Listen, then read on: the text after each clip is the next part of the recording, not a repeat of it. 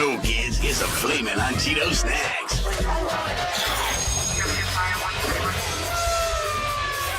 Go. Chief, there's no fire here. Just Flamin Hot Cheetos. Here, try one. If you can handle it.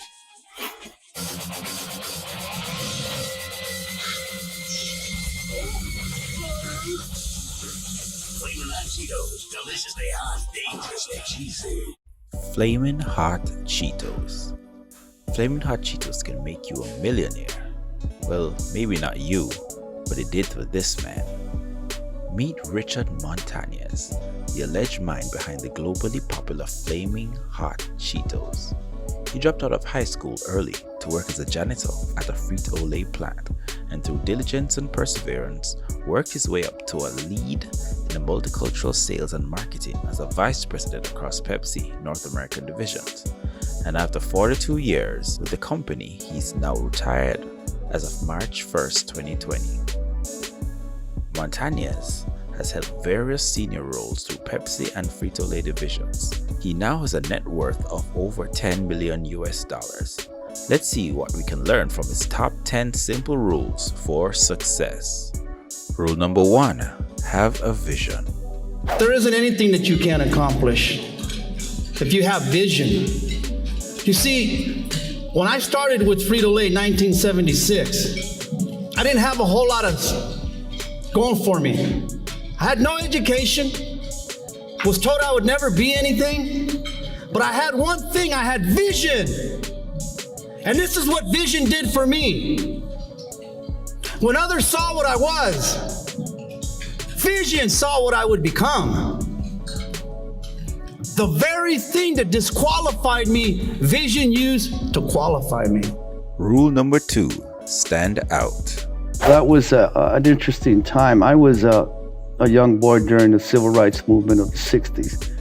Now, what I like to tell people is that I wasn't old enough to have an impact on the movement, but I was old enough that the movement had an impact on me. And here's how the story goes. We're in a one-room apartment, and my mom's getting me ready for school because I was being bused from my school to an all-English-speaking school across town.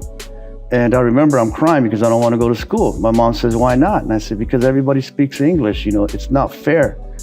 For me, I can't speak a word. This is before bilingual, no translators. And that's the other thing. I'm glad you brought that up. Is people forget is that, you know, during my days, there were no bilingual classes. If you wanted your license, you needed to know English. It was pretty difficult. It was different.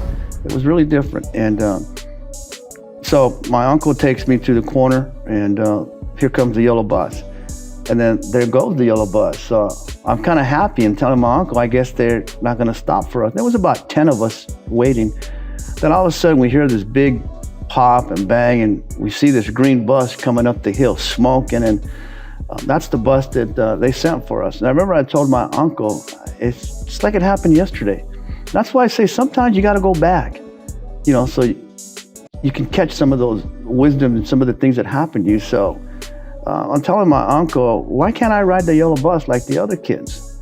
And he has no explanation. I don't know, this is the bus that they sent for you. You know, Jeremy, it wasn't till I was an adult that I finally realized why they sent that green bus. And it was society at the time saying that this group of children, this group of 10, they're not good enough to ride the yellow bus. Let's put them on the green bus, parade them across town so that the whole town can see that because of who they are, they're not good enough to ride. And as a young boy, that I took that on, because you have to understand, I didn't know what diversity was, I didn't know what discrimination was, I didn't know what race was. But one thing that I did know, and I knew my color. So for me, it was like, oh, dark skin is kind of like a second-class citizen. That's all I knew. Oh, okay, so I began to take that on. I'm not good enough for the yellow bus. So we get to school.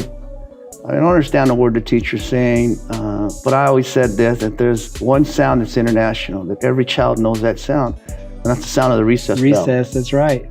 Or lunch. Lunch, so matter of fact, it was lunch, so it was lunchtime, so it was all a relief. And, you know, my group, we got our lunches, and, you know, we sat outside, and I pulled my lunch out. And I was getting ready to take a bite, and I put it back. I put it back because everybody in that whole playground was staring at me. And the reason they were staring at me, because it was a burrito. What people need to understand that this was 1963, the world hadn't seen a burrito yet. Right. You know, contrary to popular belief, Taco Bell didn't introduce the burrito to the world. Me and my mom did. But the fact is, I was embarrassed. Yeah. So I went home and I told my mom in Spanish, I said, you know, make me a bologna sandwich and a cupcake like the other kid, because I don't want to be different. And I told my mom, why do I have to ride the green bus? Why do I have to be this color? Why do I have to speak this language? Why do I have to eat this food? I want to fit in like everyone else. But my mom, I've always said she's a marketing genius. She said, no, this is who you are. And that was Wednesday when I was busted at school. So Wednesday was my burrito nightmare. Thursday, she made me 2 burritos. And she said, here's one for you, and here's one to share with a friend. So I went to school, shared a burrito with a friend on Thursday. Friday, I was selling burritos for 25 cents a piece. And thus the entrepreneurialism kicks in. That's when I realized that even at a young age that, you know what, maybe, just maybe, there is something special about being different. And I finally realized, Jeremy, that none of us were created to fit in. We were all created to stand out. And I think that's what we need to teach our young people, is quit trying to fit in, because it's never gonna happen, because you weren't created to fit in. You were created to stand out. So for me, that became a revelation that led to a revolution of my life. I knew that, okay, I'm different, but it's okay. And I really started to fall in love with my culture and who I was. Rule number 3, dream. Back in my days, you know, when I first started off, you know, I've been with my wife since we were kids. You know, we've been together 40 years. We've been married 35 years, been together 40 years. You know, but when we got together, we didn't have any dreams. That's why I like to tell young people, you know what, dream, let it be wild. It's okay. Throw it out there. See, my dad and my grandfather were good men, but they didn't know how to dream because all they were doing was working. So when I started working full time when I was in the 3rd grade. My grandfather picked grapes, my dad picked grapes, then I picked grapes. So we didn't have time to dream, but we had hope. And our hope that someday we would have a better future, that maybe someday we don't have to worry about how we're gonna feed our kids today. Maybe someday we'll have a bank account. Maybe someday, Judy, you and I will be able to write a check. Maybe someday we'll live in that neighborhood that we used to go trick-or-treating, and they throw us out because they say, you don't live in this. But I remember, I didn't want to go trick-or-treating in Davadio.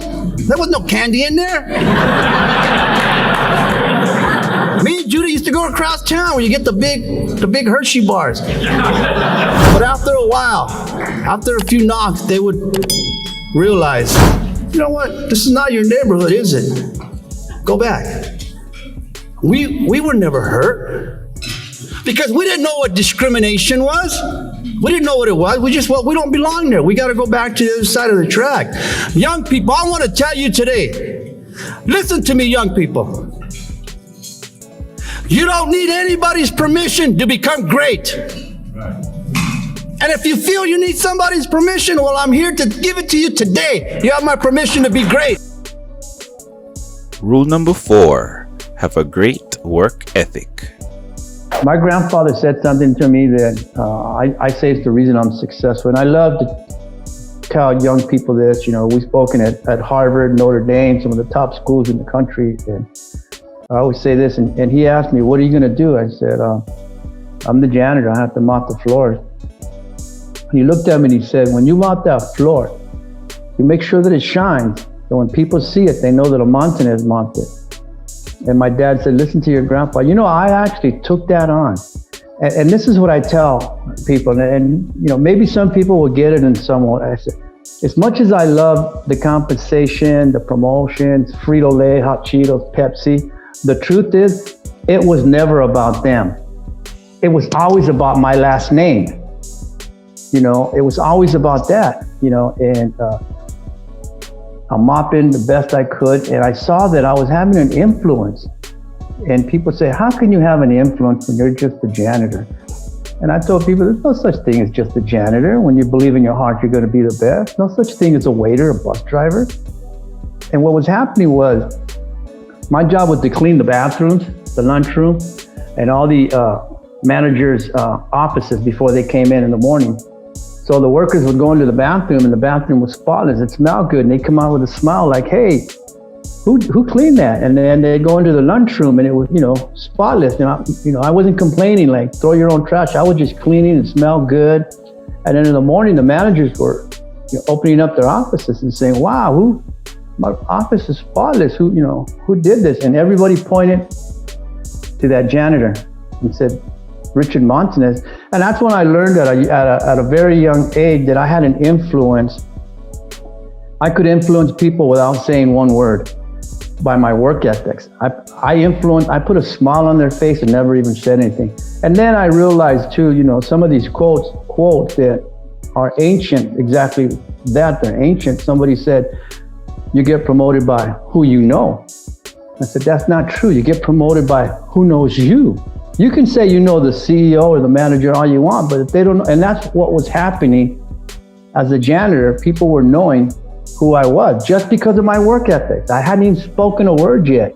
Rule number 5, take initiative. 2 weeks, my at the time manager called me up. The probation period was actually 30 days.